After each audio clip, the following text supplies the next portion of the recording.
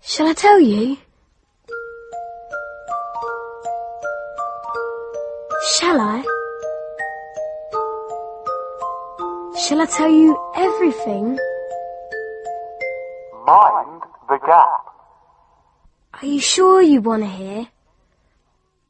King Solomon's Carpet by Barbara Vine. Dramatised for radio in 4 episodes by Nick Fisher. Episode 1. You left your baby, but took the violin. How absolutely delightful. It's Edwardian. There's semi-precious stones on the lid, and the figurine itself is pure crystal. She's so delicate, as is the tune, clear and light as the very air itself. It wouldn't be London air, then. No. Possibly in Derbyshire, though. That's home, is it? It was once. A beautiful place called Temple Stephen. I'm here now, though I don't much like cities. I suppose they're not for everyone. But there are such good shops. I'd never find this in Derbyshire. How much is it? £450. I'll take it. Mind the gap.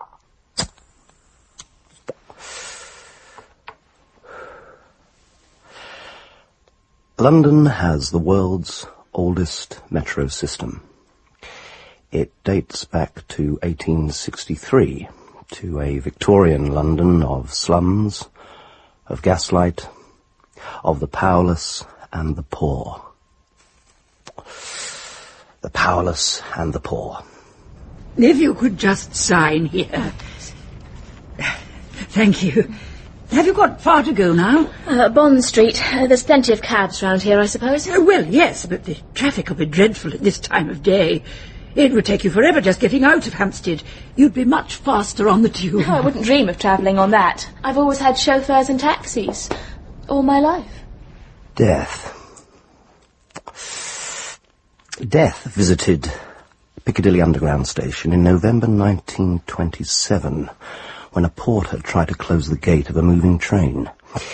He was dragged along the platform to the tunnel portal, where he died on impact. Now, you know you're not good in crowds, and the doctors have said you're really not very strong at all. But it would be an adventure to see what all those people have to use day in, day out. Every year, about 200 people try to kill themselves in the London Underground. Half this number is successful. Even those who can't dive, who wouldn't dream of diving into water, dive rather than jump in front of the oncoming train. How deep and dark and noisy and dirty. How can everyone look so calm and composed, squashed in these tunnels? The answer, my friend, is blowing in the wind. The answer is blowing in the wind.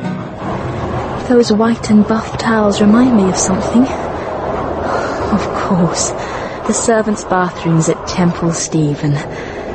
How I wish I was... Come along, concentrate on the map. At Tottenham Court Road, you change to the Central Line, from the black route to the red one. It'll be easy. You'll be fine.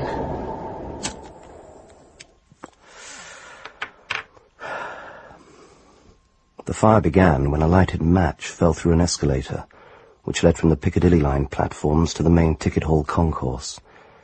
31 people died. How many years must one man have before he can hear people cry? So the next stop will be Mornington Crescent, and after that, only 4 more stations to Tottenham Court Road. Euston? But that doesn't make sense. That can't be right. It has to be Mornington Crescent. The map shows I'm on the wrong train. The Northern Line splits in 2. Next stop now, King's Cross.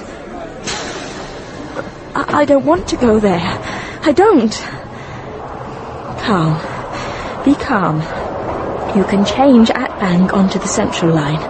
That's what you'll do. And it'll be all right. The worst accident before the King's Cross fire was on the 28th of February 1975 when a train hit the end of a tunnel at Moorgate, killing 43 people. How many deaths will it take till he knows that too many people have died? Bank. Now, go with the flow. God, it's like a tide. So many people. Go with the flow. Keep your head up. Survive. Where's the central line? The answer, my friend, is blowing in the wind. The answer is blowing in the wind. At last. But it's so full. More people? No more. There's not enough space. Surely there must be a law stopping people. Move down inside the cars, please. No more. No. We're moving. Good. It's terribly hot. Too hot. Something's wrong. Why doesn't somebody do something? Why are they so calm? I'm wet through with sweat. It's so... What? Why have we stopped? This isn't a station. I don't want to be in a tunnel. I want to be in the fresh air. I've never been with so many people. I don't want these bodies crushed up against me. Oh, thank God. Stay calm. Stay calm. Please, get that iron claw off me. Your heart has something wrong with it. The doctor said you have a weak valve. They found a murmur. Get that claw off. You've dropped it. Silly you. You've dropped it. The poor figurine's broken. What's happening? You're dying. That's what's happening. Here, in the dark, in this horrible tube, being crushed by these calm strangers. Dying. And no one knows. Does a twin know? Will he feel something now? Somehow now? With you? As you die?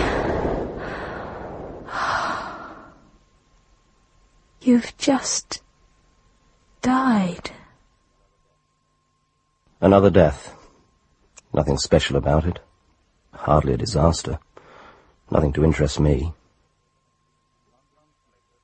6 months later. London, October 1989.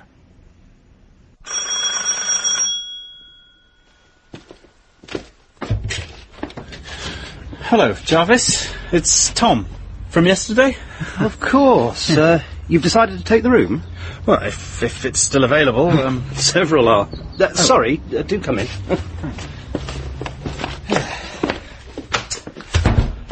Welcome to the school. The school? That's what everyone calls the house. It actually was a school once, but I was too young to remember it. My grandfather ran it, but he died when I was 5. Have you been here long, then? Not really. It was empty for a while. It was still pretty run down, as you can see. And it was a commune for quite a long time. Come through. Excuse the mess. Shared kitchen. Same goes for the 2 bathrooms, though Tina has her own. Tina being... my cousin, once removed. She's been here longer than me, in a way. She set up the commune until they all ambled off to Devon for a bit, the way communes do, I suppose. Then she sort of drifted back recently with 2 kids in tow. That's Tina for you. So there's a whole family here? Not quite. The father, Brian, doesn't live here. He pays the rent, though, indirectly. Gives Tina £50 a week or something. Maintenance for the kids, Jasper and Bienvida. Anyway, I'm sure you'll like her. Everyone seems to, especially men. She practically has a new one every week. Oh, well, I'm sure we'll get on. Well, I think I'll let you have 4. Sorry? Oh, it's still numbered like the school it once was. I've always had 3. That used to be the 3rd forms. Is that the biggest? Lord, no, that's not important, no. No, it's got the best view of the Jubilee line. Well, that's a plus. Definitely. I love the Tube. In fact, I'm writing a book on it. But you must like the Tube yourself. Well, it's my place of work. Nice to hear classical music down there. I hate rock music and all those endless Bob Dylan songs blowing in the wind. There's no reason why busking shouldn't be top classical quality. Well, what I heard yesterday was, that's why I stopped and chatted. Hiya, Jarvis. Oh, Tina. Meet Tom, classical busker supreme, and our new lodger. Oh, pleased to meet you. Have you seen Peter? He might be upstairs. Shall I see? No, I can go. It won't be a tick. He's very sweet, but a real eccentric. He lives for his metro systems. Distracts him from the pains of life, I suppose. Who's Peter? Oh, another lodger. The son of my mum's best friend. You're bound to meet her soon, too. She lives just round the corner. Likes to keep an eye on how badly I'm bringing up the kids. She's the late Ernest Jarvis's sister. It's all a bit incestuous, isn't it? I'm rather lost, actually. Who's Ernest Jarvis? Jarvis's grandfather, who ran the school till he decided he'd had enough and wrapped the bell rope round his neck before hopping off a chair. He did what? Didn't Jarvis tell you? He said he died, but... Oh, yeah, well, that's true enough, as far as it goes. There's a cloakroom off the hall, which used to be the bell ringer's room, and a rope went all the way up to the bell on the roof. Not that it was ever used. Jarvis's grandfather was persuaded his school was a touch too posh for that sort of thing. So the only time it ever rang, so my mum tells me, I was just 7, was when he hanged himself by it. I see. How terrible. Oh, don't worry, I haven't bumped into any ghosts. Yet. Now, how about a nice cup of tea?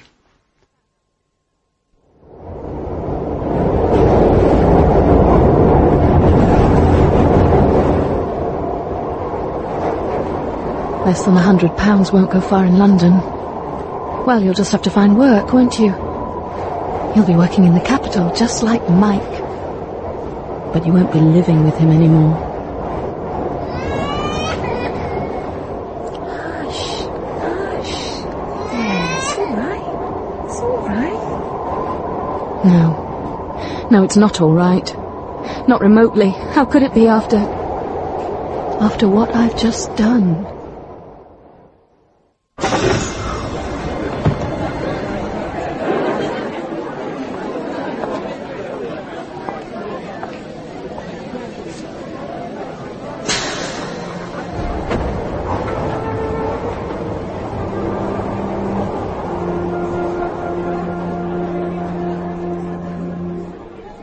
Very nice. Thanks. Cheers. When I was last in London, the only busking I heard was rock music. We're different. You're a musician yourself. How? Oh, a bit of a giveaway, isn't it? Yes, it wasn't my violin I left behind. Sorry? I studied at the Royal Academy just over a year ago now. Oh. Look, why don't you join us? Oh, I don't think... No, really, we'd love it. A trio would be terrific.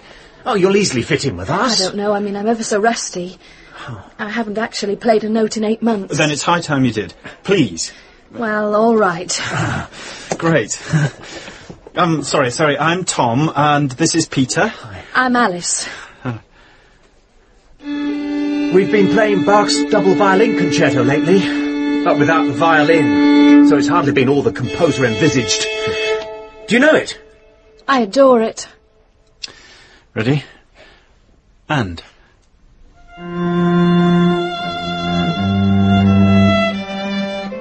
The first section of the London Underground ran from Farringdon to Paddington and was opened in 1863. Building it necessitated diverting the course of 3 rivers. The work was done by men inexperienced in the task. No one had done it before. But at least they didn't encounter what the builders of the Moscow Underground were to come up against. A quicksand in their path. You were wonderful. We made a lot more than normal. Here's your share. Oh, I can't take that. No, I asked Peter. We both think you earned it. No, really. Look, I should be going. That wine's rather gone to my head. Going? Where to? A little hotel in Bloomsbury. Do you know people there? Not really. Doesn't sound much fun. Life isn't always fun. No. Please have some more. I can't drink the whole bottle myself. Well, all right. Where did you study? Guildhall, but I didn't finish. Why not? I was in a motorbike accident. I had a broken leg, broken ribs and a badly shattered... Left hand. I noticed while you were playing. The surgeon said, lucky you're not a pianist. Idiot. Suppose he thinks you play the flute with just your mouth. But I won't tell you the worst bit. They did a brain scan. They said everything was fine, but I'd changed. How else to explain the new temper, the irritability, the headaches, and the loss of ambition, my lost music, the lost love of it, the lost need of it. At least I've retrieved some of that. So, now I'm a professional busker. You should reapply to the Guildhall. Under the circumstances, I'm sure they'd have you back. Yeah, one day, perhaps. So, what's your story? My story? What are you up to? Where are you going? A beautiful young woman like you? I don't know. What do you mean? Well, I'm sorry, I don't want to talk about me. Listen, if you need a sympathetic ear, if you're in some sort of trouble... Trouble? I've just left my husband. I see. No. No, you don't. It's much worse than that. I mean, Mike. Leaving Mike, that's nothing, because I left my baby daughter, too. My 1 month-old baby. I wasn't going to tell anyone, but I can't. I can't not tell someone that I love Catherine. Hey, easy. Tell me about it. It's no good keeping these things in. Talking to someone you hardly know can be the best, like the Samaritans. Oh, God. I just finished at the Royal Academy, and I got pregnant. Mike, my boyfriend, was delighted. He asked me to marry him. It's what he wanted all along. The baby wasn't planned? No. Why didn't you have an abortion? Oh, I thought about it. But there was so much pressure. From Mike, his mother, my parents. I'm really not a very strong person. So I gave in. I got married. Had a terrible pregnancy. Stopped playing. And a month ago I had a little baby girl. Catherine. What were your plans before all this? I was going to be a concert violinist. And well, that's still what I'm going to be. That's why I ran away. That's why I left her. Listen, I can't let you go off to some hotel all by yourself. That would be too terrible. Peter and I live at the same place, a huge old house in West Hampstead called The School. Peter's been there a while, I've only just moved in. There are other rooms to let, far cheaper than any hotel, and you'd have company. Come and join us at The School, Alice. The map of the London Underground is a model of its kind, a work of art. It was designed by Henry Beck and first used in 1933. It has since been reproduced millions of times and has served as a blueprint for metro maps all over the world. It presents the underground network as a geometric grid, simplified and explicable. Shall I tell you? Shall I tell you why no one ever goes in there? Is it frightening? Yeah, it's frightening, all right. Perhaps I'll save it till later, when it's dark, so it'll be even more scary. I don't like it. Don't be so wet, Bee. You know what I fancy? A cigarette. Jazz, you'll get lung cancer. Don't be daft. Have you ever heard of anyone of 9 getting lung cancer? Let's go down to the shop and see if we can nick some.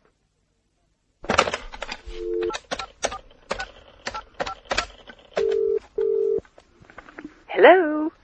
Hello, it's me. Mother, it's me, Alice. I'm not deaf. I heard you the first time. I think you must have lost your mind. I had to leave. If I'd hung on any longer, I might never have gone. When are you coming back? I'm not. Don't be so stupid. You must. You're obviously having some sort of a breakdown. Well, tell me where you are and Daddy will come and fetch you. You need to see a doctor. Mother, I didn't leave because I've gone mad. I left because I want to be a musician, not just somebody's mother and somebody's wife. Oh, yes, you took your violin, didn't you? You left your baby, but you took your violin. Mother! The tube lines do not, of course, lie neatly at right angles to one another as they're presented on Beck's map, nor do they branch off at acute angles or form perfect oblongs. A true map of the underground shows the central area to be a tangle of indescribable complexity. I thought I just saw Jasper and Bienvida, dear. But it couldn't have been them, could it, because they're at school? Well, they should be. Mind you, Jasper's forever skiving off in his lunch hour. 12's a bit early for lunch, especially as we're at least 15 minutes' walk from their school. Mum, don't worry. My kids will always be all right. Well, if you say so. Now, what do you think of the cake I've done for Bee's birthday? Lovely! And I'm so pleased to see you wearing that apron. I know how you normally never bother and get flour all over your clothes. Yeah, can't think what made me remember it.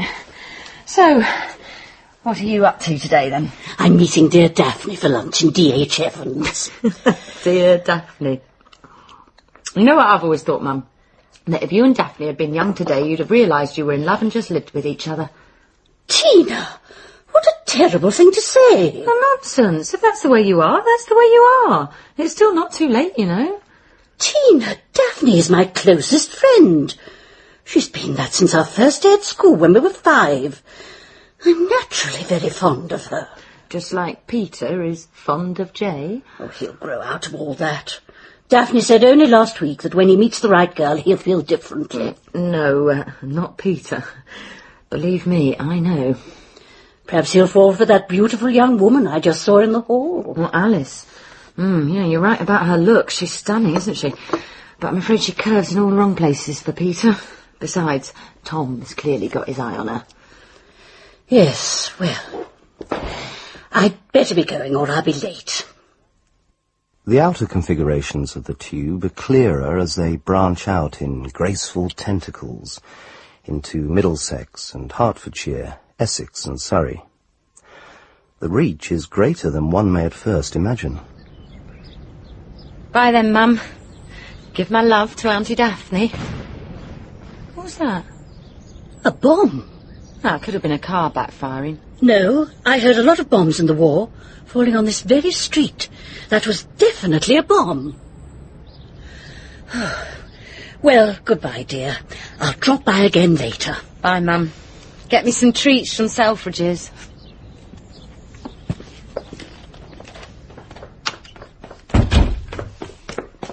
What was that noise? Oh, it could have been anything. My mum's convinced it was a bomb. Whatever, it was a long way off. Do you see a lot of your mother? I'd say. She's in and out all the time, checking on the way I'm looking after the kids, or rather not looking after them, in her opinion. Where's their father? Where? I've no idea. But then I've no idea who their father is. Or rather who their fathers are. I do know it's 2 different men. Everyone, including Brian, thinks he's their father, but he's not. And I should know. But I'm hardly going to tell anyone. Not when he provides the maintenance. And Mum would practically have a seizure if she ever found out. Oh, Brian and I went our separate ways ages ago. We still get on perfectly well, mind you. And, of course, like the good father he is, he comes to visit and takes his beloved Jasper and Bee on trips. Let's have a cup of tea, shall we? Right. Time for you to get changed. Then we'll go for a little trip, shall we? A little leisurely tour. And we'll have a bit of fun while we're about it. A bit of harmless fun on the tube. Play with a few people, shall we? If only she'd watch those children a bit more. I suppose she knows what she's doing. But it's all so different these days, I can't keep up. Things change so quickly. So, let's have a look at you. Impressive. You'd fool them at the zoo, you know. Pop you in one of those enclosures with a sign saying do not feed, everyone would buy you as the real thing. Now, let's just pop your collar and chain on. The only person I'd happily share with is Daphne. Dear Daphne. Now there's something in this world that doesn't change. Our wonderful friendship. How could Tina say such a dreadful thing? Funny how getting everyone to stare at you is the best way for getting them not to notice what you're really about. Familiarity is very handy too. They get used to seeing you, so they think you're harmless. They've seen you a lot. You've done nothing bad. Why would you be bad now? Right. I'll carry the Semtex. I do so love meeting up with Daphne at D.H. Evans. There's such a comfort to be... Oh, it's all right, madam. It's just a little trouble brewing. Get it? Trouble brewing? Brewing the bear? Trouble? Oh, never mind. Brewing, I don't know if you should have your paw on that woman's knee. She's trembling. And I know why, because she can't bear it. Bear it, Bruin. Bear it. Leave me alone, please. Get that paw off my leg. What do you want with me? Please, what do you want? Shall I tell you? Shall I? Are you sure you want to hear?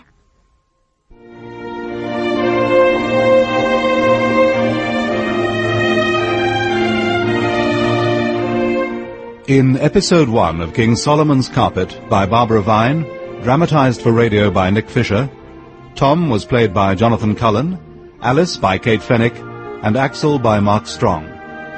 Jarvis was Kim Wall, Cecilia Ann Beach, Tina Alice Arnold, and Peter Christopher Scott. Jasper was played by Stuart Morris, and Bienvida by Verity Watte. Colleen Prendergast was the woman on the tube.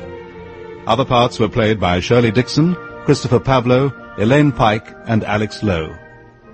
The musicians were Polly Hewitt, Roland Robert, and Christine Messiter. King Solomon's Carpet was directed by Marion Nancaro.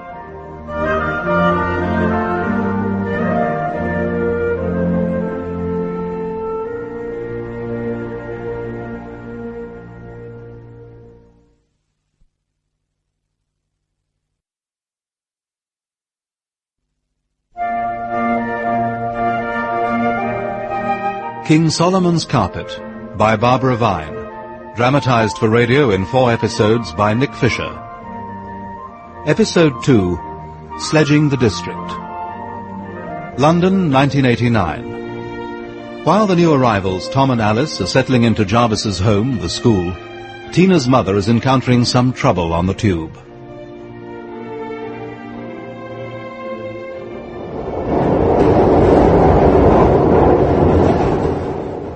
Shall I tell you what happened? Shall I? What do you want with me? Please, take that paw off my leg. Let me go. There was once a plan for gaslit subway streets in central London through which horse-drawn traffic could pass. This was rejected on the grounds that such sinister tunnels would become lurking places for thieves and other ne'er-do-wells. Please, I've done nothing to you. That's true enough, but the reason why Bruin the Bear is behaving as he is surely obvious. He has to. It's simply the bare necessities. The bare necessities, eh, Bruin? But it's time for us to be getting along. He really is quite gentle, you know, madam. Doesn't bear comparison with the real thing. Bear comparison. Shall I tell you what's going to happen tonight? Your birthday's going to wind up the same as always, Bea, with Mum kissing that new bloke of hers. Do you think she'll ever go back to Daddy? Daddy? Are you still wearing nappies? To Brian, I mean. Will she? I hope not. Why? 'Cause there are things I like about living here. Cecilia, there you are at last. I was just beginning. Ceci, are you all right? I'm so pleased to see you, Daphne. I've just had the most terrible time. Sit down, dear. Here, have some water. Now, tell me exactly what happened? A man and a bear got on the tube with me. A bear? Oh, not a real one, of course, though I did think for a moment or two. It was a man in a bear costume being led on a collar and chain by another man. What did they do? Made silly jokes and kept taunting me. The worst thing was the bear kept pawing my legs. Ceci, did you tell the authorities? Well, what could they do? They'd say it was just a prank or something. Besides, I wanted to be with you, not with transport police. Oh, how horrible for you. But just to see your sweet, dear face in front of me helped so much. If you and Daphne had been young today, you'd have realised you were in love with each other and just lived together. Are you sure you're all right? You look awfully flushed. I was just thinking... Let's have a look at the menu. Here. Did you hear about the bomb, by the way? I knew it was a bomb. I said to Tina. Where was it? Bayswater. 2 dead, 5 injured. No one's claimed responsibility. How terrible. Isn't it? So, you saw Tina. How are the grandchildren? Today's Bienvida's birthday, so Tina's baked a cake, and this evening they're going to have a little party at the school. Oh. I'm sure Jasper and Bienvida will have a lovely time. Would you like to dance, Alice? Thanks, Jarvis, but not at the moment. I like just listening to Tom. Oh, right, of course. We've got enough candles on the go. I've got plenty more. We're attracting enough mosquitoes as it is. OK, right. More wine, anyone? Oh, yes, please. Jarvis, who's that with Tina? He works at some off-licence. She picked him up yesterday afternoon. Typical Tina. Are you Chardonnay or Sauvignon? Chardonnay. Where've Jasper and Bienvida got to? Oh, they're around here somewhere. Nothing to worry about there. Jazz, I just put my hand in something horrible. Shall I tell you what it was? What?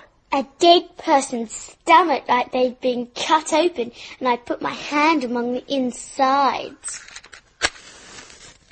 Dead person's guts? It's cat food. It feels like a dead person's insides. Smells like it too. Give it a rest, Bee. Now look, there's holes in the floor and ceiling, so a rope could go all the way down to the cloakroom, and they could ring the bell. But they never did. As a birthday treat, shall I tell you why? Shall I tell you why no one ever uses the cloakroom? Is it nasty? It's not nice. Tell me anyway, I quite like being frightened. I heard Tina telling Tom that an old man who wasn't our grandfather, but something like that, killed himself. He hung himself from the bell rope. In those days, he came all the way down through the house and into the cloakroom, where this bloke hung himself. Sorry, I'm rather drunk. It doesn't matter. I've got another glass. You're very handsome, Tom. Especially in the candlelight. Oh, not as handsome as you're pretty. When we're busking, it's you that everyone looks at. It's you that brings the crowds, Alice. But you are handsome. Like a hero in a western. Right then. Oh, why can't you stay a little longer for once? Who said anything about going? But why... Shh. Oh, it's hot.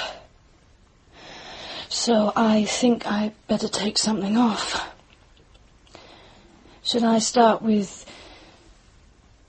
this?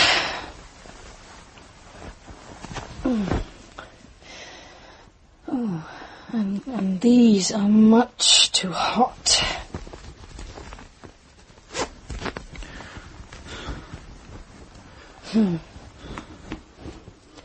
I feel so constrained, so restricted, so... Shall I? Shall I take it off? Is that what you like?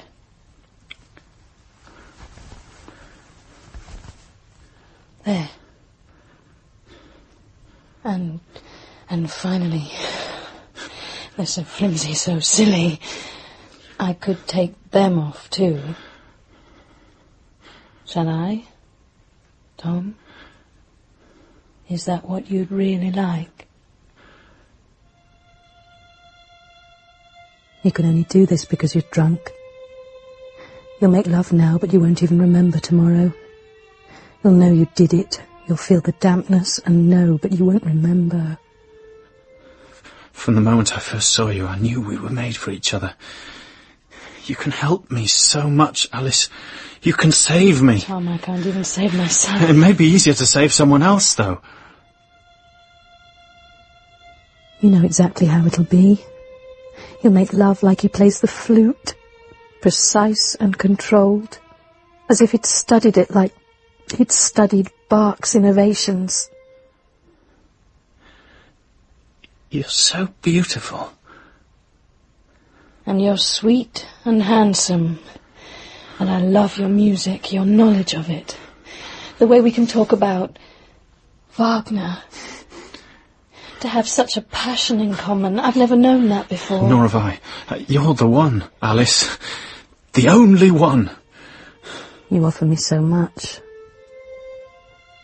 Yet it will never, ever be enough. Kiss me. Kiss me all over. So it's safe to chuck it about. I take it that's a positive growl, Ivan.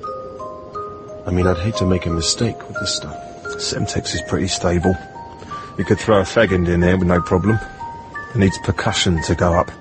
Well, you keep teaching, I'll keep learning. Now, how's your footwork? I think perhaps you should be a dancing bear for a bit, Ivan.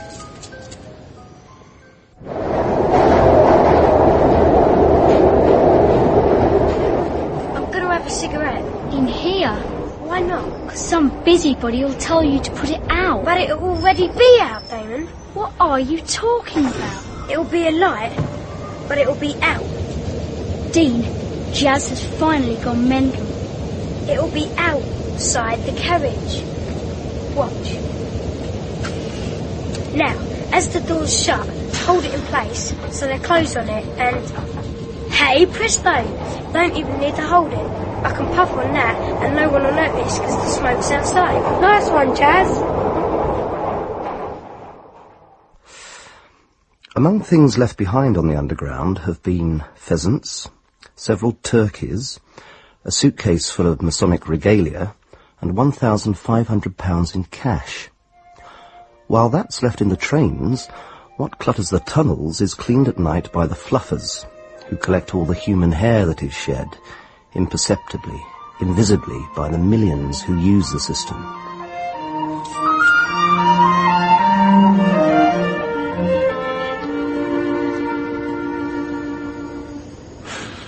We've never made this much before. An all-time record, I'd say. It's you, Alice. You're our beautiful lucky charm. Please, not in public, Tom. I think it's time I counted the takings. Still only pennies, Tom. Nonsense, there's pounds there. But nothing like what we really need. For what? Our educations. What are you talking about? You said I'd save you? Well, I intend to, by making sure we get on. You're going to get your degree, and I'm going to find a really good teacher to get my violin progressing properly.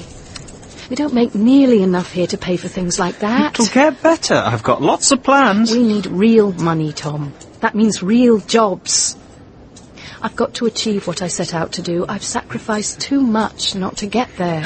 We're rich! £7.63p. The Metropolitan and District lines still operated steam trains in 1895, the date of Arthur Conan Doyle's Sherlock Holmes tale, The Bruce Partington Plans. It would, of course, no longer be possible to do as Oberstein and Colonel Walter did and place a dead man on top of a train from a window in West London. Buildings are close to the line at Gloucester Road today, but not close enough to reach the roof of a passing train. Sledging? Yeah, sledging. Right on the roof, Jazz. How'd you get up there, Dean? Easy. Go out one of the end doors. Don't go through to the next carriage, but climb up. And what's it like on the roof? Smooth, and it curves to the edges, so you have to spread out like a starfish. Neat. Where have you done it, Dean? On the Metropolitan, from Latimer Road towards Hammersmith. No tunnels and no low bridges. Real. Would you ever do it on one of the underground bits? Would you? Maybe. The tunnels are pretty big on some sections. Be scary in the dark. But you'd have about 18 inches or so, wouldn't you? We could try the district, come from West Kent, but you'd have to keep over to one side coming into Gloucester Road. Why? Because you'd have that pea brain of yours scrambled by the tunnel arch if you're in the middle, you dork. Illustrations from Sherlock Holmes' stories decorate the platforms at Baker Street, but the Bruce Partington plans with that body on the roof isn't among them. Can this be because London Transport's afraid it might give passengers ideas? You serious about getting tuition? Of course. I know of a good teacher. The problem's the expense. I'll give you the money. What I have is yours, Alice. That's very kind, but really I have to get a job. What, you mean a bit of teaching in the evenings? No, a real job. A secretarial job. You're not serious. I could do it. I used to work for my father in the holidays and I got pretty good on the computer. Yes, but why? I need the money for the lessons. You couldn't carry on paying for them even if I let you start. I could earn loads. And it'd only be for a year or so. But we make money already and enjoy it. We're playing real music and getting a real audience. And we've made £21 today. £7 each for a day's work. Tom, I haven't quite told you everything. I've actually applied for a job. I've got an interview coming up. You've what? I have to do this. This is ridiculous. Absolutely bloody ridiculous. Calm down, Tom. People are looking. I will not calm down. Job? Secretary? We should stick with what we've got. I love it, and I love you. And nothing else matters. Love and music. It's all we need. Will you have some more cake, dear? Yes, please. It's delicious. Delicious? What a grown-up word for you to use. Tell me, Jasper does go to school, doesn't he? He doesn't play truant. Jasper? No, he's always there. Education is terribly important, you see. There you are. Thank you. Can I have some Smarties too? Of course you can.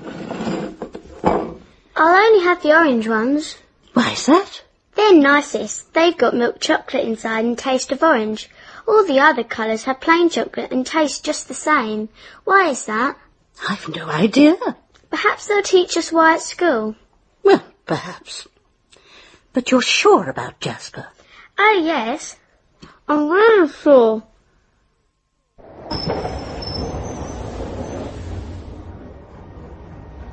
No low bridges? Nope. No tunnels?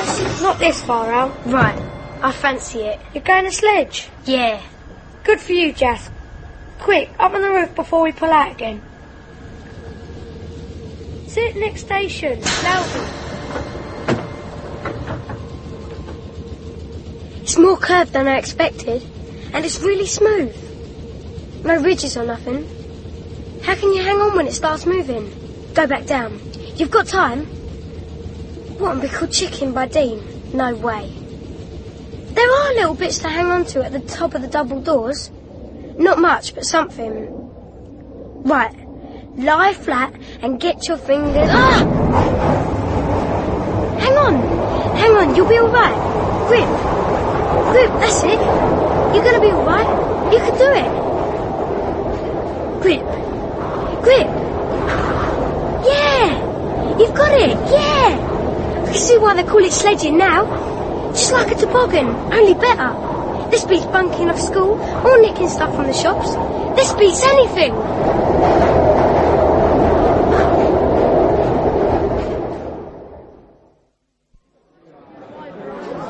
What time did he say?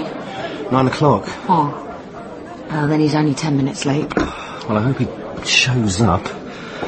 Oh, it'd be so brilliant, Tina, a trip to the metro systems of the Soviet Union. Rather you than me, poking about behind the Iron Curtain. Oh, I'm not bothered about that.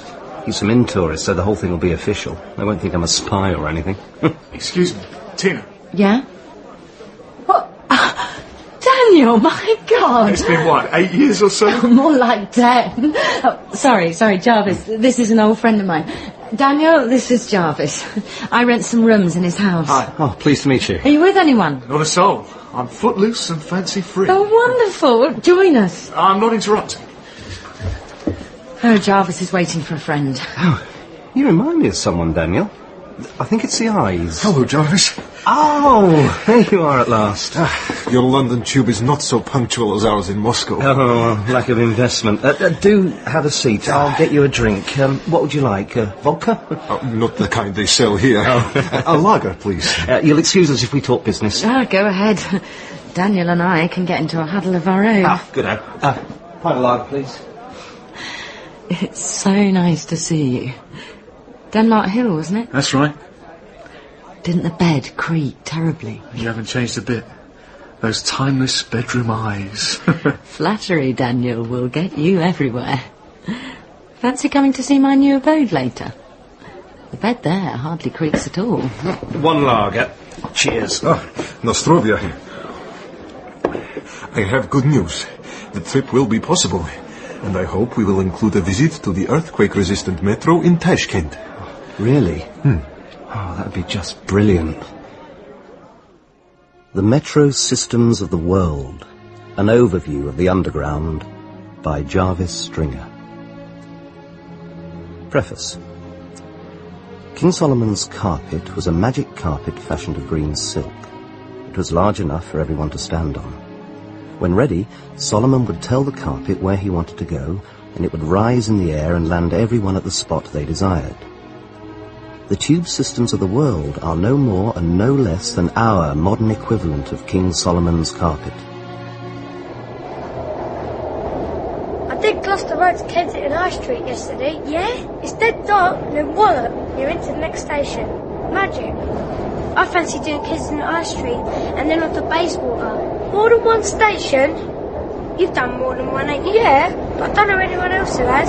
Good for you, Jazz. You've got bottom. How about you, Damon? I'm thinking about it. You mean you're still chicken? Here we go, Jazz. High Street Ken. Up you get. Good luck. He don't need luck.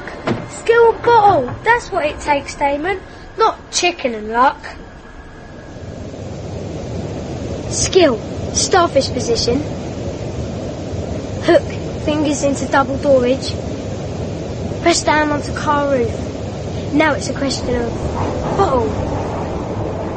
Looks like 3 foot to spare into the tunnel. No problem.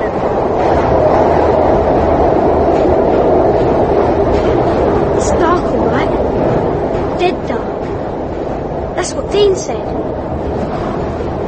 Dead.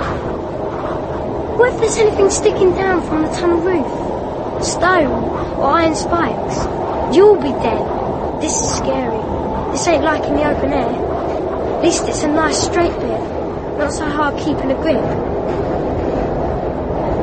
A speck of light ahead. Yeah, not far now.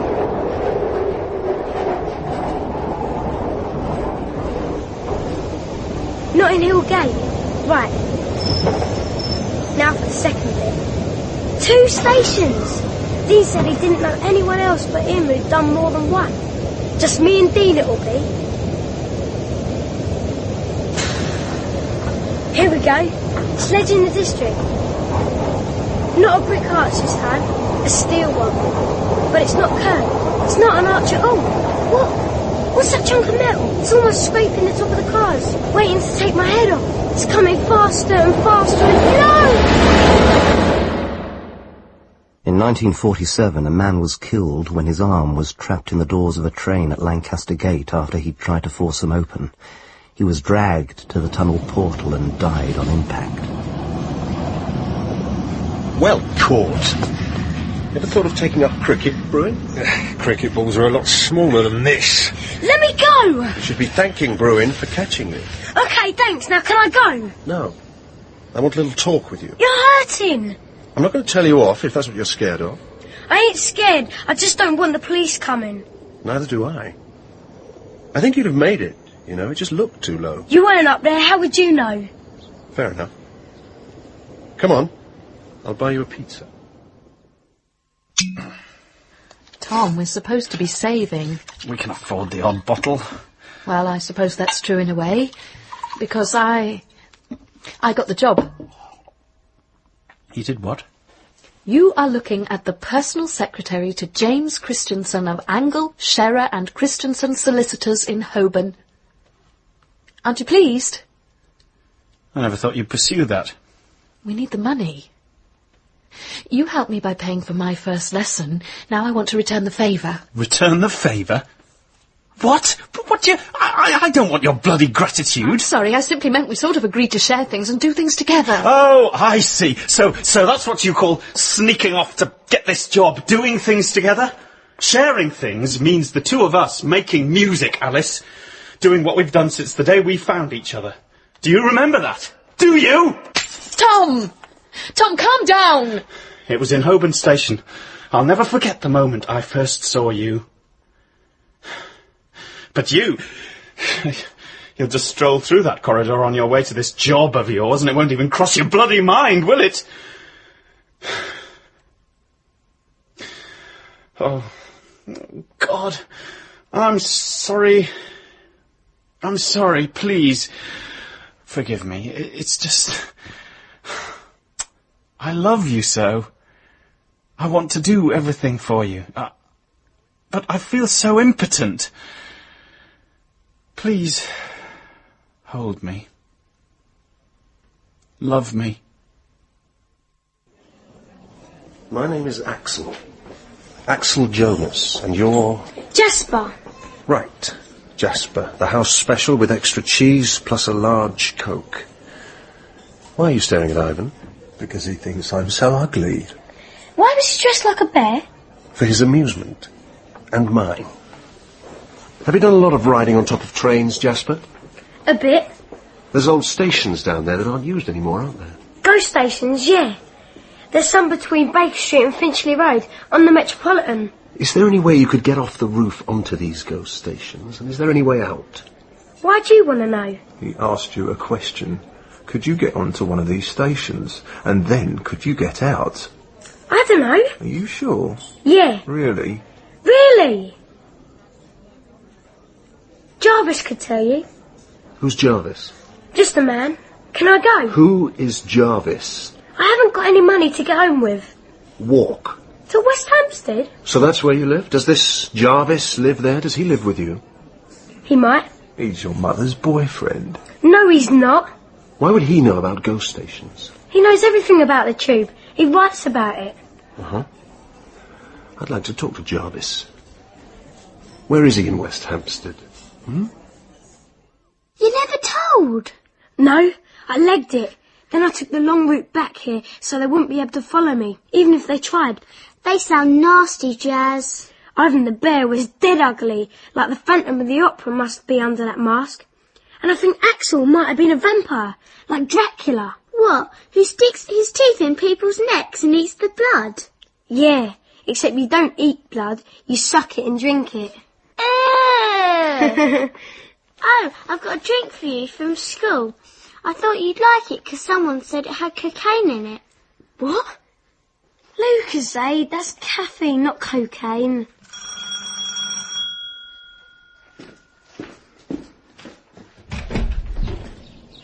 Oh. Hello. Good evening. Is Tina in? Axel the vampire. Asking for Mum. But how did he know?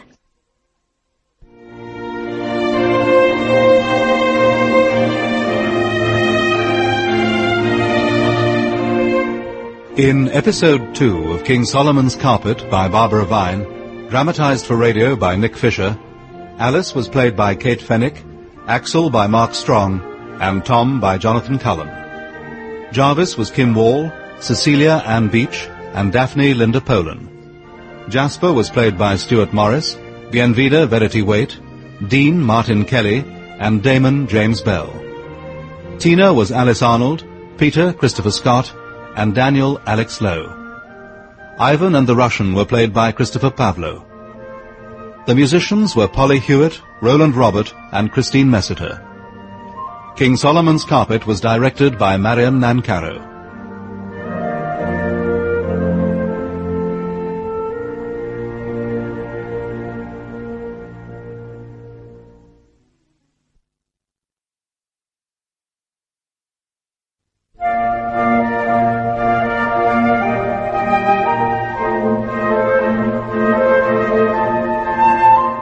King Solomon's Carpet by Barbara Vine.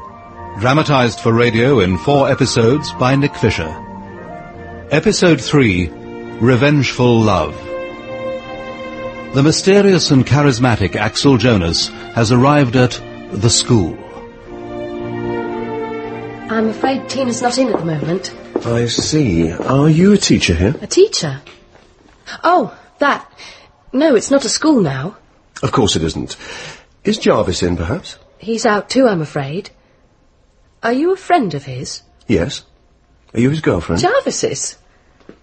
No, I just live here. But is it Jarvis or Tina you came to see? Both. You can give Tina this for me. Which is Jarvis's room? I'll wait for him. Why is he here? How did he know? That looked like a sick note that Damon forged for me. I had one in my pocket. Axel must have taken it and got the address from Mum's name off of it. Let's phone the police. No way!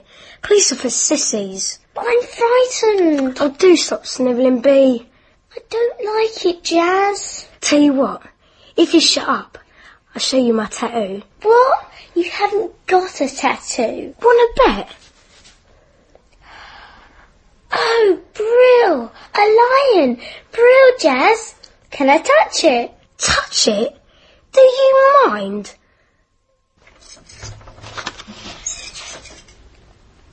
Oh, you're still here.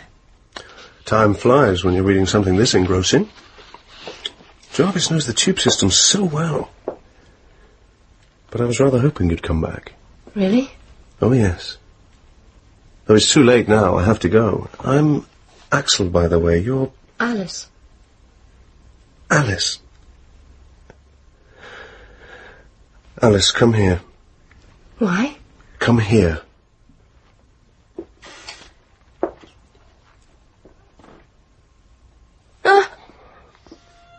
What are you doing? This is a stranger. You've never seen him before. You don't know a thing about him. So what are you doing? Tom's upstairs just above you. He might come down looking for you at any moment. God, you're shaking so. Shaking. Shaking. We'll meet again soon, Alice. Goodbye. So I was thinking, I might invite Brian for Christmas lunch, too. Have you told Tina? Not yet. But I so want to see her and Brian together again. I often imagine them getting married. I suppose Jasper and Bienvida would have to be there as page and bridesmaid. I'd have considered that very shocking once. But you adapt, dear. Like I've had to adapt to Peter. Is he still with Jay? Yes. I'm sure it's just a passing phase. Of course it is.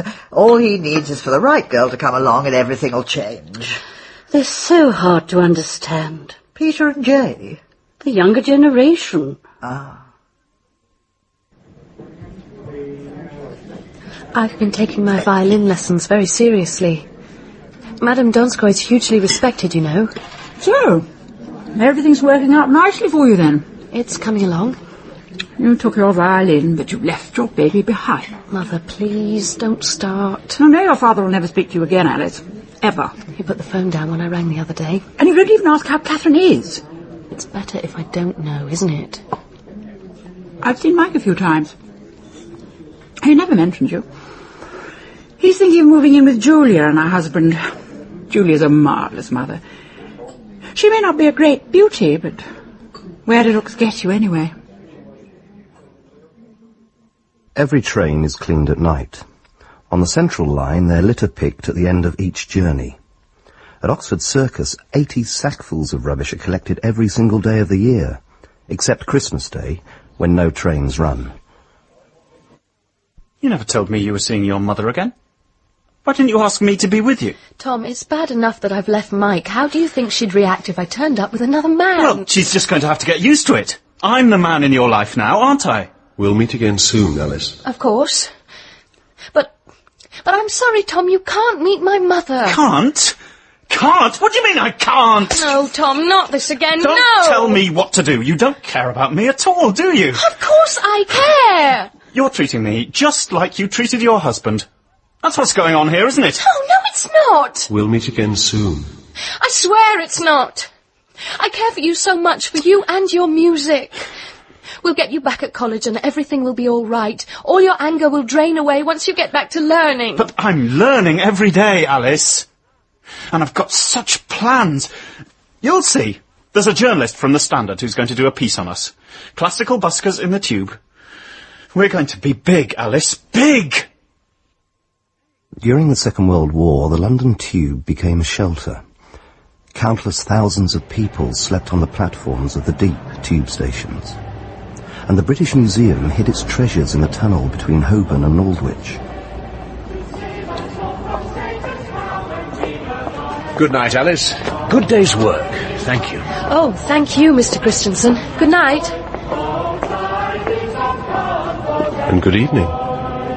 How did you know where I worked? Tina told me. Or was it Jarvis? I forget. I didn't think I'd see you again. Well, I said we'd meet soon, didn't I? Well, yes, but... But you didn't believe me. Well, here I am. And here is a very nice wine bar. Champagne's perfect any time of the day. You know, the building where you work is very interesting. Or so Jarvis said. Apparently it's next to a building with a shaft coming up inside it that used to house a staircase to the central line. They took the stairs out and expanded it for ventilation. You could see the shaft opening from your office roof, I expect. Are you wild about the underground like Jarvis? Hardly. It's my enemy. Well, a thing can't be your enemy. Yes, it can, if it's done you wrong. I don't understand. No. Who are you? I mean, what do you do, Axel? I'm a photographer. And a bear leader. A bear leader? A friend dresses up. We entertain people on the tube. I'm mad, you know. Clearly. No, I mean it. I'm quite insane. They say if you know it, you're not. Unfortunately, they're wrong. Try the caviar. How long have you been at the school? A matter of weeks, that's all. With dear old Jarvis, the landlord? Yes. He's going to Russia in a day or so. I'll get you a taxi home. But we've only just started. Waitress, would you order a cab, please? I have to be elsewhere. This will cover your fare. But, Axel... Does 100 meet my bill? Easily, sir. Keep the change. Goodbye, Alice. Goodbye.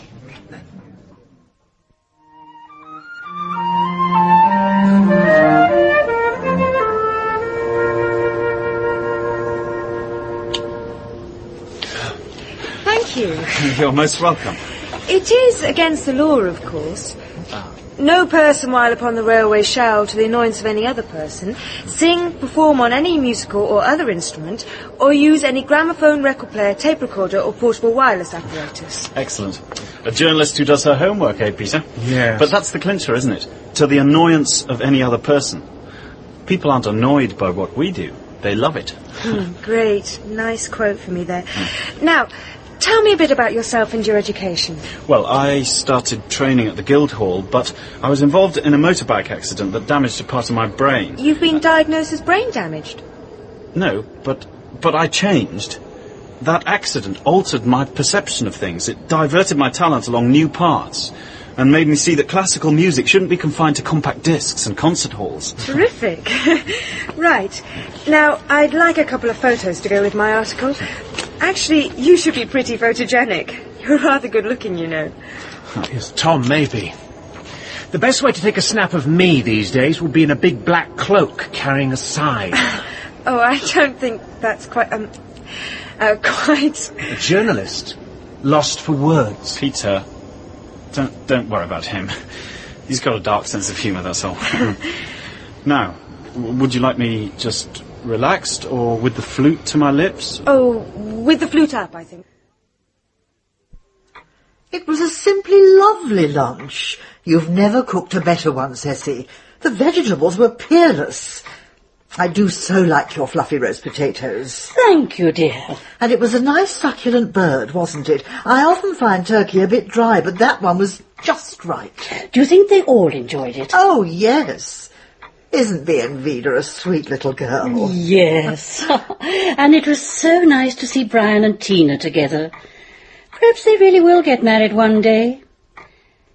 Peter was looking a little better, I thought. But he's awfully thin. I wish he could just put on a little weight. He looks so frail these days. Well, I'm sure Jay sees to it that he eats well. That young man's quite a fusser. The way he kept Peter away from Tina and her cold, you'd have thought she had yellow fever. Yes, he's a bit silly like that. Well, maybe the perfect girl will come along with the new year. Perhaps we can look forward to a double wedding in 1990. How wonderful that would be. Dear Daphne, it's such a joy to have you to stay. It's lovely having the others here, but I must say it's nicer when they've left and there's just the two of us. Now, I've got a Christmas treat. A passage to India on video. I can't tell you how pleased I was you rang. I was so frightened I wouldn't see you again. I only wish we could have met later in the day. I rather dislike making love in the afternoon. Making love? You're very pretty when you blush. Sorry, I saw Jarvis off at Heathrow this morning. Much too early, but there you are. He'll still be writing his opus in flight, I dare say. Now, I've got something to tell you. I do hope you'll be pleased. Will you pretend to be, even if you're not? I don't know. Oh, please. For me. All right. I'm coming to live in your house. Sorry? I don't understand. I'm coming to live at the school. But you can't. I mean, it's Jarvis's home. Well, naturally, I asked him. Or rather, he asked me. But you've already got somewhere. I can't go on sharing with a bear. Alice, you promised to pretend to be pleased with my news. I'm renting the art room in the 5th. Above me? Above me and Tom? Let's get you in the fresh air. You're looking a bit faint. Tell me, what do you believe in, Alice? What do you mean? In God, some principle, or what? Whatever you like. Well, I suppose I believe in music. I thought you might say that. Well, what do you believe in? Everlasting love. Love beyond the grave. Revengeful love and retribution. I have to go. Taxi! Go? But I thought you said... I have an engagement I absolutely must keep. But I'm coming to the school, and you must be happy about that. Will you take the young woman to West Hampstead?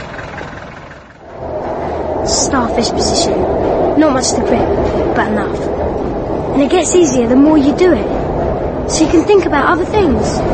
Like getting the bell right through the school. Or about Axel. What's he doing moving in? He doesn't seem to be interested in me. But I think I'll steer clear. Whoa! One of the old ghost stations! Should I tell B? It'll frighten her. She likes being frightened. And when I get back, we'll go out for a meal. We can't afford Nonsense. it. Tom, I may be making £800 a month, but you're only making 80. It'll change soon. Wait till that piece comes out in the Standard. Oh. Hello. Hello. I'm Axel Jonas, a friend of Jarvis's. I've come to live here. Hello, Axel. I'm Tom. This is my girlfriend, Alice. Very pleased to meet you, Alice. I must go. See you later for that meal, darling. Come and have a drink in my room. Darling.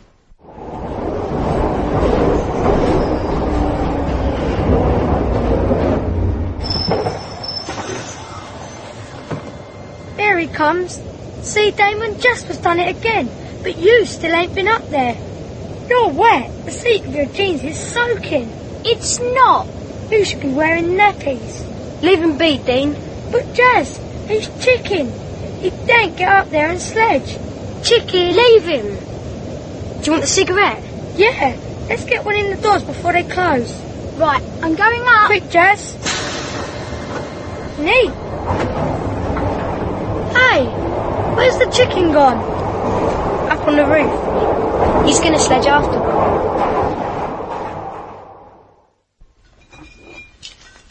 Are you really a photographer? Don't you believe me? Here. Have some whiskey. I don't know what to believe. You're not like anyone I've ever known before. I mean, most people don't say they're mad. Most people don't say they hate things like the tube. But most people are very dull. Yes. I am a photographer. There's my equipment. I'm also a psychologist, and psychologists are mad. If you'd heard that Freud wandered about Vienna with a bear on a chain, you wouldn't be incredulous. Why wouldn't you accept me? It just seems so strange. It is strange. Alice, I want to make love to you. And I want you too. Unfortunately, we can't do it here in the school. Why not? It would make things sordid. Tom might come back. Other people live here. No, it has to be somewhere else. But where? Love will find a way. We shall overcome. He's done the right thing. Sledging to Swiss Cottage will get rid of his fear. And stop Dean's taunting, which has been getting on my nerves, let alone Damon's. We're going down. I never noticed that before. Going down quite steeply. Need a good grip for this. Grip tight, Damon. Starfish and grip. You'll be alright. God, don't brake like that, driver. What do you think you're doing? Damon's up on the roof. You can't do stupid things like that. It's hard enough for him already. We're going downhill. He's never tried it before, and he's fighting, so don't. Stop it! Stop it! He's hanging on by his fingernails already, you moron! Oh no! No, hang on, Damon! Hang on! What? What's that? The window! That mess, that... No, it can't be Damon! Your foot! In Tokyo, underground staff are employed exclusively to collect into baskets sleeves torn from passengers' clothes in the crush. That place where you work, does anyone use it at night? No. Oh, except very occasionally the emergency room. If one of the senior partners has to stay overnight, there's a little sort of bedsit for them. A bedsit? Alice? Yes. Do you have a key? Well, yes, I do. Then get another one cut for me. I'm not sure. I mean, that Don't you want to make love to me? Yes. Then get another key. We have nowhere else. Did you? Did you ever do it? No, I only watched, Mum. Who are all those people who come round? London transport officials and a woman from the social services. She was offering counselling, if you need it. I don't want to be taken into care. What? Counselling. Isn't that like cancel care? Gary Stevens in our class was taken into care. Counselling doesn't mean that at all, Jazz. Now, promise me you'll never do what Damon did. I know boys will be boys, but this is different. Right. I promise I won't. And don't you dare tell your grandmother that poor Damon was a friend of yours. She'd worry herself sick if she knew. His death will be in all the papers, of course. But Damon's name won't mean anything to her. And there's some of your favourite Smarties, too. Thank you. That boy Damon, who was killed in the tube, wasn't a friend of Jasper's, you know. Jas never goes on the tubes, ever. He doesn't ride on the top of trains, and he doesn't know anyone who does. I see. Where the hell have you been? I need to talk to you. What? What about? About this! Bloody journalists. Oh, the article. Well, what did you expect, Tom? Not a send-up. She said she'd write a serious piece, and just look at the picture. Must be the worst one they took. Peter looks absurd. They say all publicity's good publicity. I don't see how it can be when it makes snide remarks about Peter being gay and says we only play in the tube because there's nowhere else for us. Tom, What were you hoping for with this article? Serious journalism. About the serious work I do playing classical music for a mass audience. A good article could have got us a patron. A millionaire supporter of the arts who thought us worth subsidising. But this won't bring in a penny. And anyway, where have you been all evening? Oh, nowhere special. No? I know what you've been up to. What? What do you mean? You've been seeing your mother again, haven't you? No, really. I haven't. I stayed late at the office. Late at the office? You were with your mother. Tom, I didn't see her today. Honestly. So, these are the princely premises of Angle, Scherer and Christensen. Are you secretary to all of them? Just James Christensen. And where is the little 6th floor bridal suite, Through here.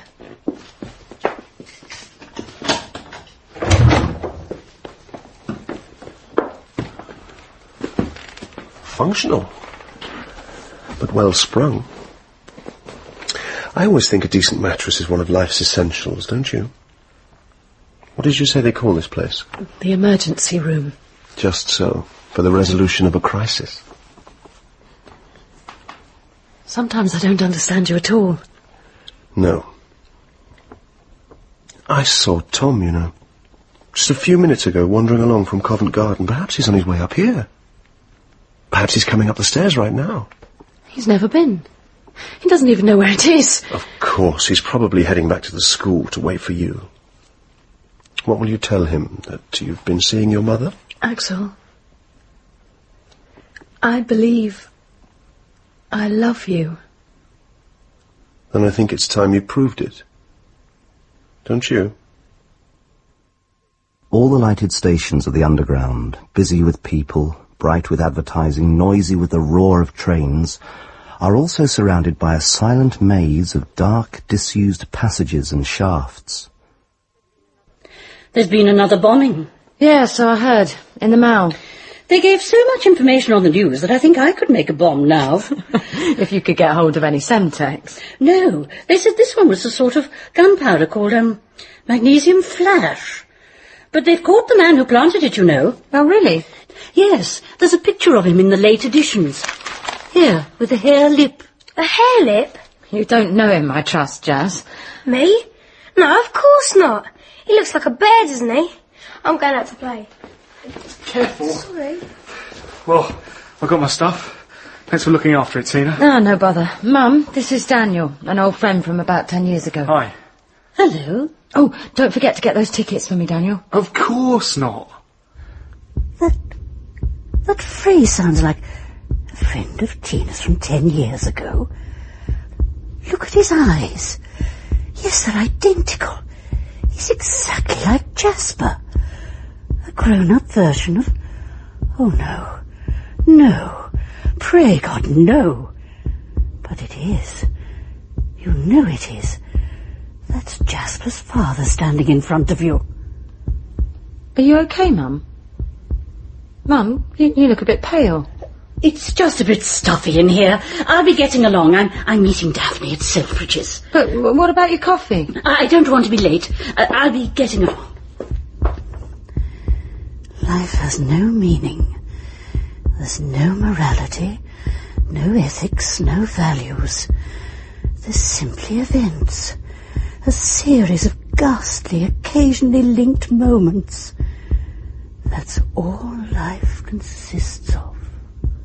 Ivan, how could you do this? I need you. Mal, how could you? How could you get caught, you idiot? I thought you were a professional.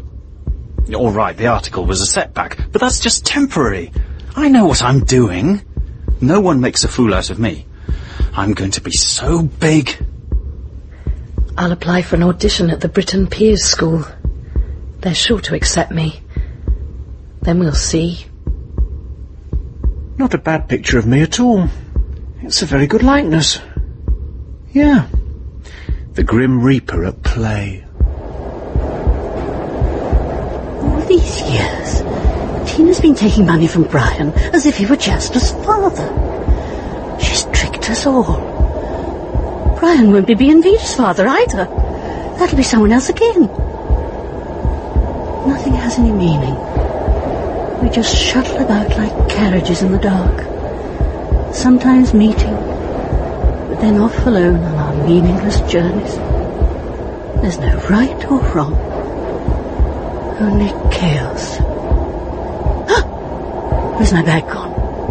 It was right here. Someone's stolen it. Oh, no, no. On top of everything else. Now someone's stolen my bag. What's happening? Your right hand's fine. And your right leg. But the left side's not working. It's gone numb. It won't move. What? Bond Street.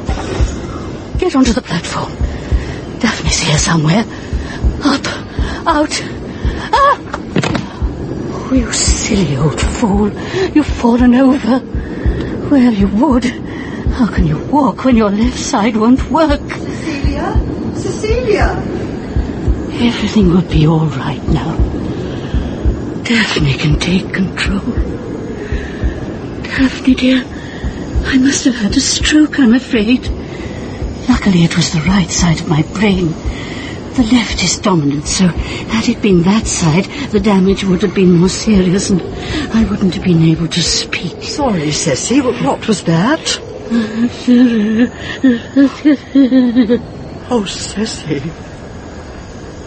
My dear Ceci.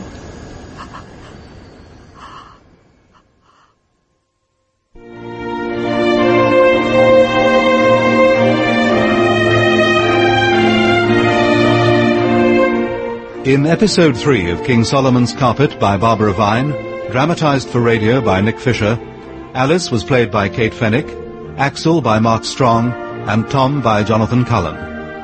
Jarvis was Kim Wall, Tina Alice Arnold, Cecilia Ann Beach, and Daphne Linda Poland.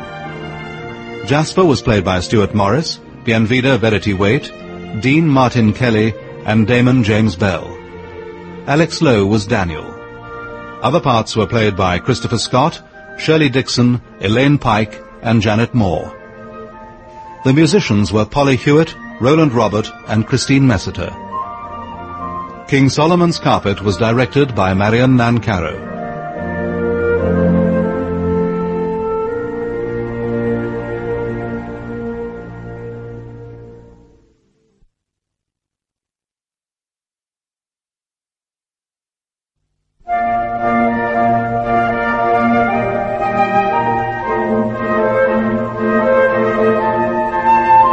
King Solomon's Carpet by Barbara Vine, dramatised for radio in 4 episodes by Nick Fisher. Episode 4, Out of This World. After discovering that Brian is not her grandchildren's father after all, Cecilia has suffered a stroke. London, 1990. Oh, there you are at last. How was Britain Piers? Very good. They said they'd let me know. Well, if none of these auditions work out, you can always come back to busking. Yes. Hey, cheer up. Oh, Tom, I'm tired. So very tired. Well, then have a quick nap. I was just off to play at Tottenham Court Road anyway. Should be pretty lucrative. I'll see you later, darling. Sleep well. During the war, at night, shelterers on the platform at Russell Square heard a soft, continuous roar coming through the tunnel of the Piccadilly line. This turned out to be the snoring of sleepers at Holborn, the next station down the line.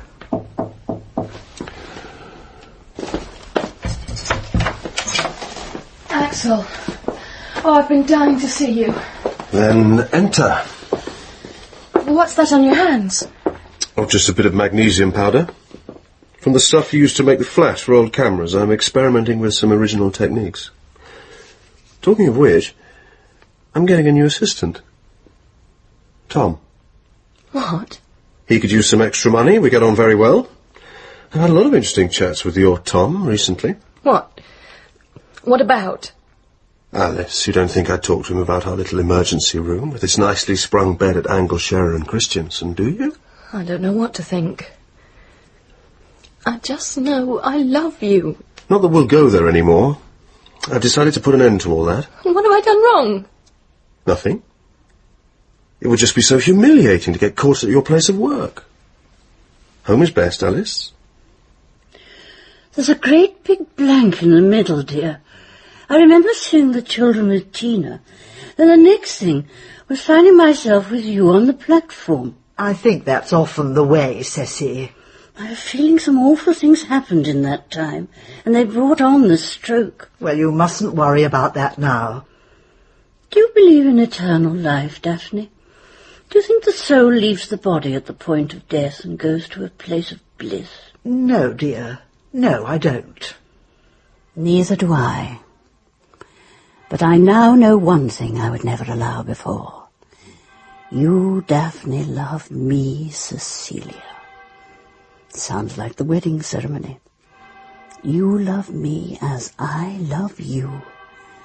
And after so long denying that, it gives me so much pleasure, indescribably so, to say to myself, Daphne and I love each other. She won't get through these auditions, but it'll be for the best in the long run. She'll be much happier in an orchestra like mine, anyway. Tell me, what do you think of her? Of Alice? Me? Yes. Oh, I suppose she's very beautiful.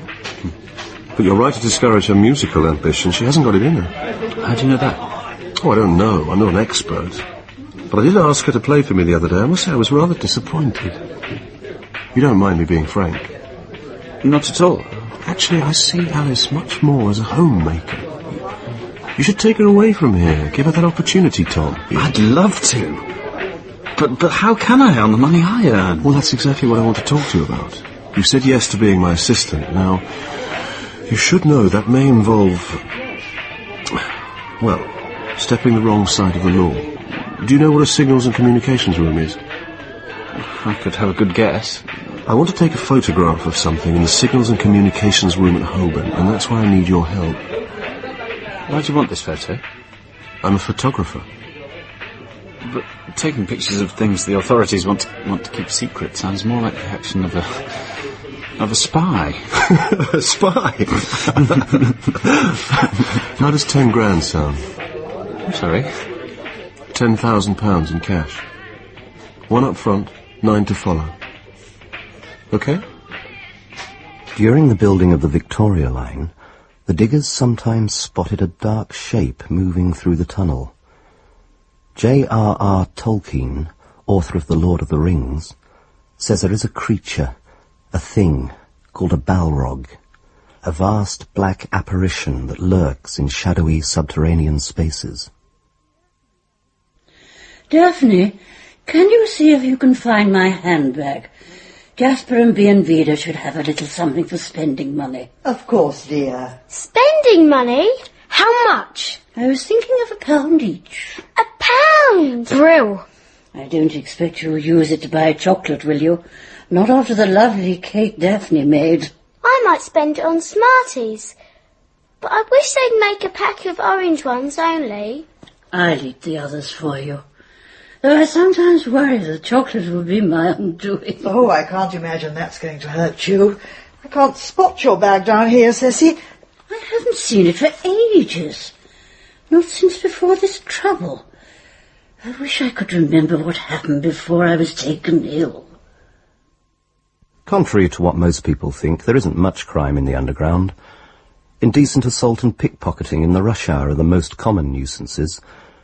At the other end of the scale, no one has ever been murdered inside a London tube train. Axel? Axel? Hello? Alice? Oh. Hello, Tom. What are you doing in here? Waiting for Axel or something? I must have gone to sleep. You look completely worn out. I'm cold. I don't know what I'm doing here. Well, I certainly don't. Come on, we'll get you warmed up downstairs. I've got an Indian takeaway and some red wine. I'm not hungry. Oh, Tom. Tom. What is it, darling? It's just... I'm so tired of it all, this life. We won't be here much longer, Alice. We'll get a home of our own. That's what you need. I'm just so desperately tired of it all. I've turned the house upside down, dear, but I can't find it anywhere. You know, now I think, I can't remember you having it with you when I found you at the station. But that's weeks ago. And Daphne, it's got all my credit cards in it, and my chequebook. Someone must have stolen it while we were on the platform. Surely no one would do that, not seeing you so ill. People aren't as bad as all that, are they? They'd have drawn out all my money by now. I won't have any. I won't... Oh! Oh, no, Daphne. It's coming again. It's like being hit inside by a train.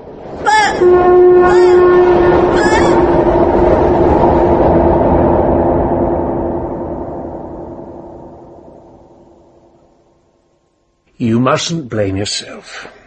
The rich fool could have been the initial cause. Now, she's quite comfortable, but I'd better phone round and see if we can get a bed. No, Doctor. I'll look after her here. She'll want for nothing, I can assure you. What are you doing? Waiting for you, of course. What are you doing with that? Put it down! I'm sorry, I just... Don't touch my things. I just thought it was so pretty. Such a shame the figurine's broken. God, it's icy in here, isn't it? I'm so looking forward to getting away from this cold. You're not leaving? On Friday. Shall I take you with me? You don't mean that. I never say things unless I mean them. Can we really go away together? Why not? But where to? I'll fix something. Why couldn't we got a taxi all the way? I got in here, anyway. Rope, mainly. I've got all the photographic stuff. Rope? To get me down the shaft, of course. What did you think I'd do, fly? Right. This is it. Use your torch. I'm not turning any lights on in here. And we're not using the lift. Come on.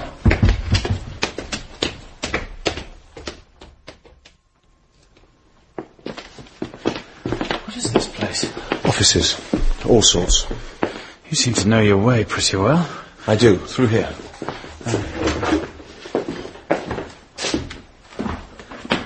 Flat. It's odd, amongst all these offices.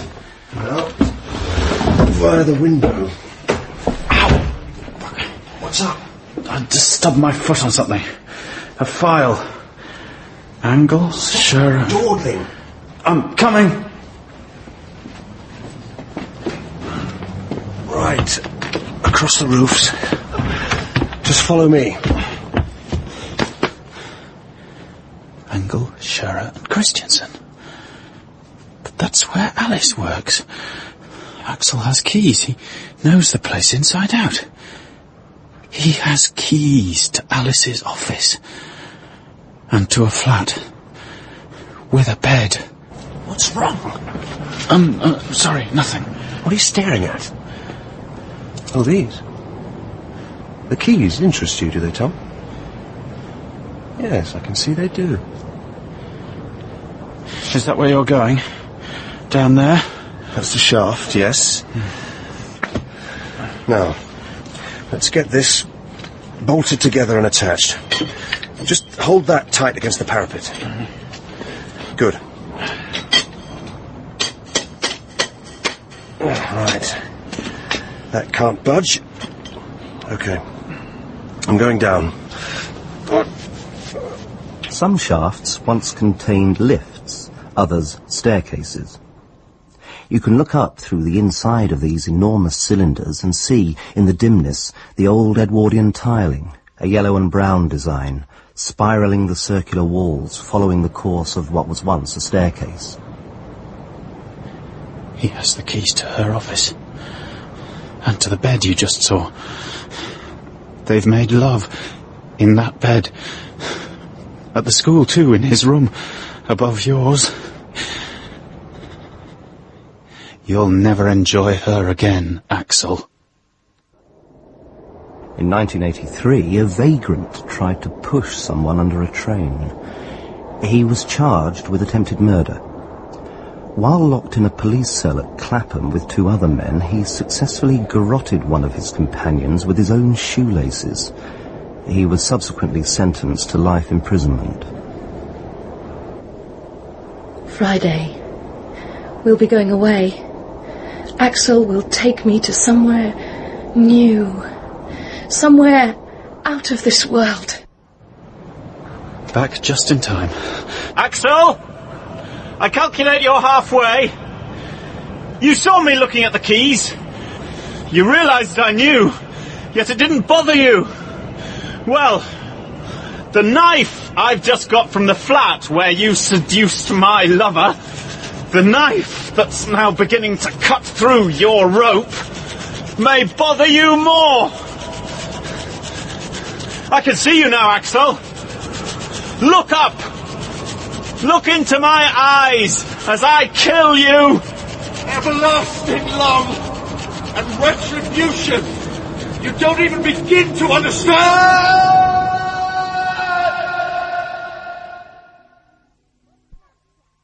What's that, Jazz?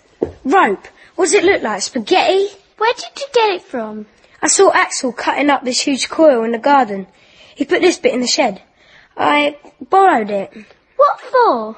Use that brain of yours for once. If you've got one, that is. Right. No one will ever know what's happened to you, Axel. There's nothing left now to link you to the top of the shaft or to me.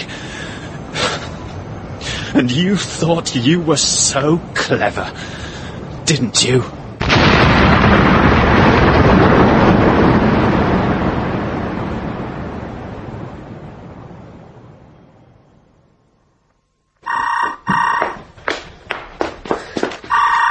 Hello, Axel. What? Have you heard the news, Alice? Someone's tried to blow up the underground. Really? The bomb is in bits. Well, they didn't put it like that, but he must be. They did say he can't be identified. Mind you, he didn't do much damage, apparently. Perhaps he thought his bomb was bigger than it was. You didn't ring me this early to tell me about a bomb in the tube, surely? I thought you'd like to know Mike's got a new girlfriend. Shirley, a computer programmer, and she adores Catherine. 56 people died and 69 were injured when a bomb cut through the concourse beneath the street at Bank on the 11th of January 1941. The station collapsed and was closed for 6 months.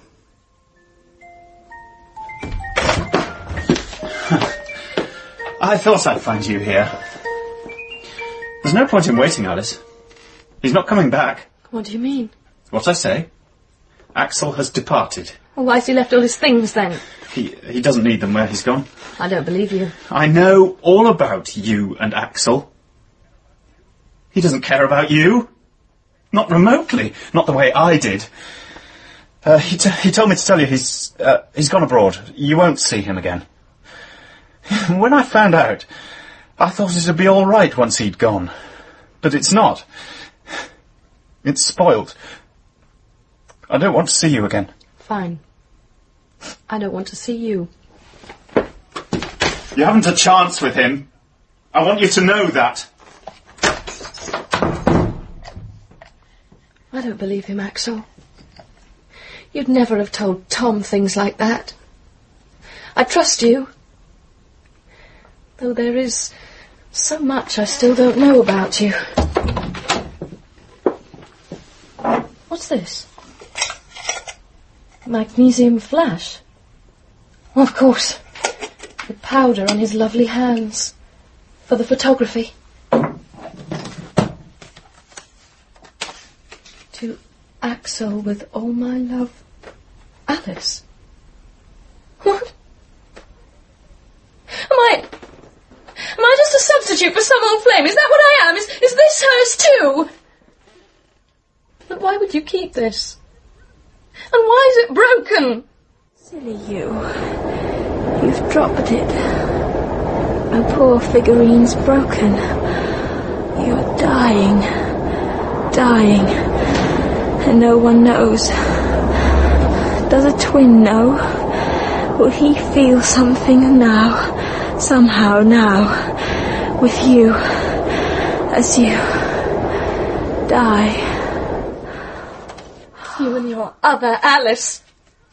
How horribly happy you look. The twins at Temple Stephen. I can trust you. She's your twin sister. I should never have doubted you. You will come back to take me away to somewhere out of this world. Meanwhile, the IRA has issued a statement denying any responsibility. That's unusual. Daphne, if they find me a bed, I'll have to go into hospital. Over my dead body. This is your home. This is where you'll stay. And I'll never leave your side. Dear Daphne, I knew I could count on you. Yes, this is where I'll stay. That's right. Take my hand. I can feel you, you know. I can feel your pulse, so full of life. Oh, no, no. Oh, that's intolerable. Like a drill being pushed into my side. I can't take this anymore. I'm leaving this senseless world. It's time. Daphne, dear, I have loved you so. I have loved you all my life.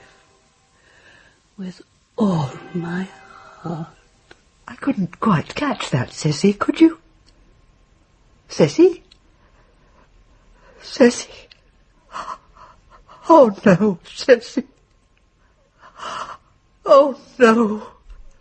My dear, dear, darling Ceci. Goodbye, dear. Goodbye. Huh? Fell asleep. Axel must be back by now. He'll take me away. I won't be so tired anymore. Everything's going to be all right. Gone? Everything? Then Tom was right. He doesn't care about me. He came like a thief in the night. The music's gone. Tom's gone. The only thing I ever had that was truly mine. My baby. Catherine. I left behind. Hello? Alice, it's me. I thought you should know that Shelley's moving in with Mike, and they're getting Catherine back from Julia. Oh, have I told you she's walking now? I'm never going to speak to you again.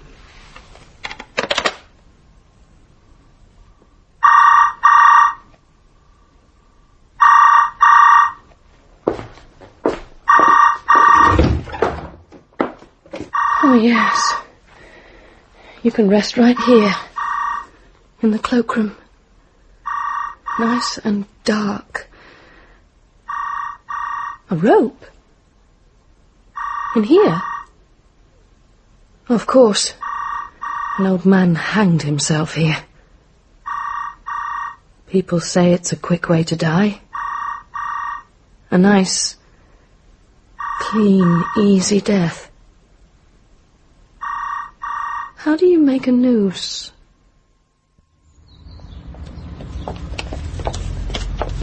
Tina! Tina!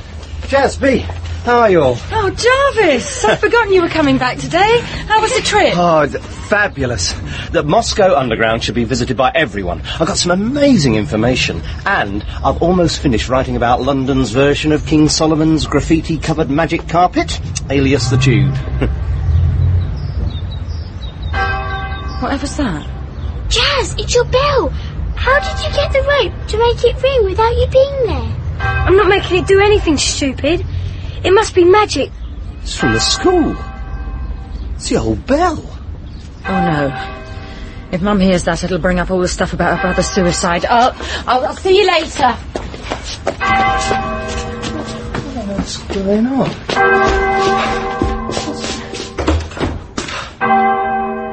Alice? Whatever's going on? Couldn't make the noose. Couldn't. I'm never, ever going to speak to anyone again. I don't want to be part of this world anymore. Mum, are you... It's all right. She didn't hear it, dear. She didn't hear it at all. What do you mean? Oh, Tina. She's gone. Only a few minutes ago. She died peacefully in my arms. The busking's going really well, darling. I've got some great ideas for amplification and such. Things are getting better by the day. I forgive you. I've decided to take you back. Alice? She may be hearing you, but you won't elicit a reply. She's retreated into muteness. I'm afraid it's a severe condition, but we'll do all we can. Did Axel leave owing you rent, Jarvis? Who's Axel? You know, the good-looking one who saw you off at Heathrow and then came to live in 5 in the art room. Well, no one saw me off at Heathrow. Anyway, I don't know any Axels. Must have been a squatter. I bet it was Axel who blew himself up. So shall I tell? No. I'll keep that secret. I shan't even tell B. I wonder what it's like if you blow yourself up. Right, Axel. Time to erase every memory of you. Alice thinks you ran out on her. She never realised I shifted your things for safekeeping, shall we say? Tucked away till today for cremation. There's a tinny little sound. Wait till I get the Vo Converter 5000 going at High Street, Ken. Well, thanks for that at least, Axel. Your money paid for it. What's this? Mag? Flash? Probably just some old photographic junk anyway. Right, the last trace of Axel is hereby confined to the fire. I win, Axel. Ashes to ashes.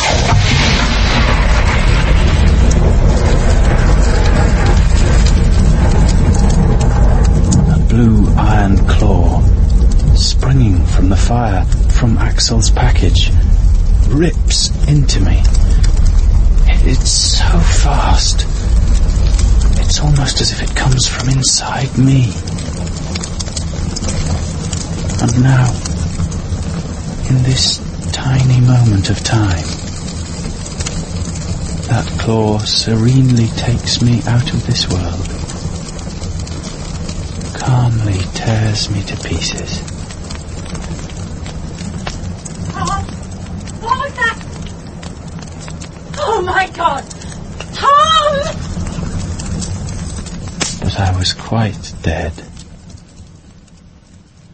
Gone. Out of this world. For good.